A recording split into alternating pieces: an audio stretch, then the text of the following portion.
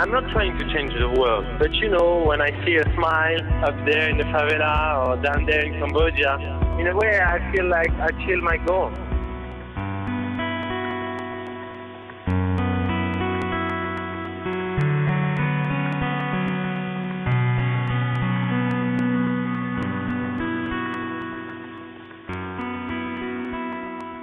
I'm going to start by saying, to me, this conference is all about stories. Human stories created from real life experiences of division, of hardship, but hopefully there'll be some joy, inspiration, and maybe even some enlightenment.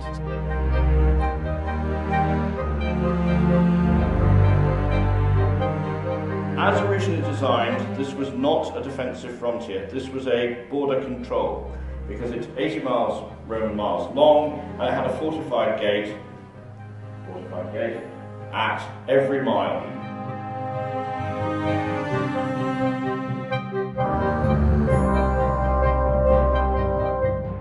And we know what was going on because Tacitus records in his Germania that in Germany the Tencteri complained that they could only enter the empire if unarmed, were under guard and paid a fee. Does that not sound familiar for people travelling across borders today? The real heroes are sometimes not where you think they are. They are right there in the street, everywhere around you.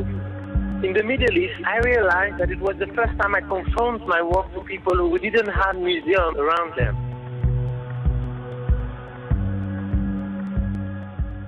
The greatest moments in this country's history have not been when the Romans built a wall, or when Wallace and Bruce and Edward I created a frontier, or if Alex Salmond creates a border.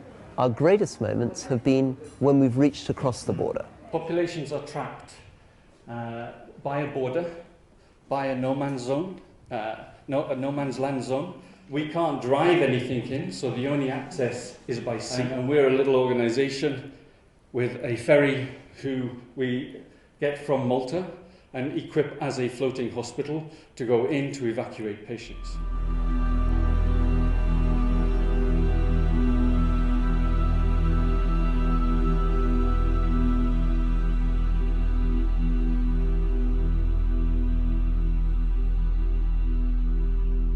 And now it gives me great pleasure and pride to declare the Border Interpretive Centre well and truly open. Thank you very much.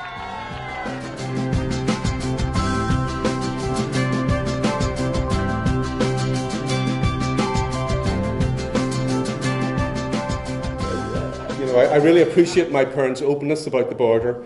A lot of people would have left it to the school, or worse for them to find out from their friends around the street, which can be really dodgy. I remember my father's exact words. He said, "John, the border's only natural."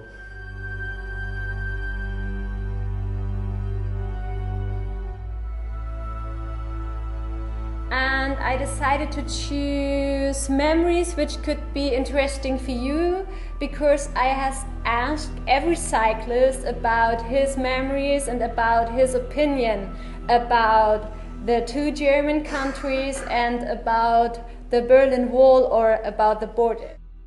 One keyword is consent.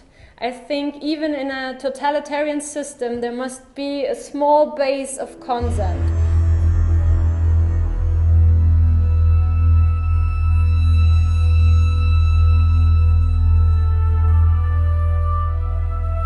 I tell my students that we study the past to understand the present, to create the future. My view from my meanderings around the world is that probably this gallery is one of the, if not the most innovative piece of interpretation at any World Heritage Site in the world. You do not, or you should not, I would aspire and suggest, give people information and knowledge necessarily, but you should send them away thinking, talking, and if possible, arguing about what they've just seen. World Heritage Sites shouldn't ask what UNESCO can do for them, but what they can do for UNESCO.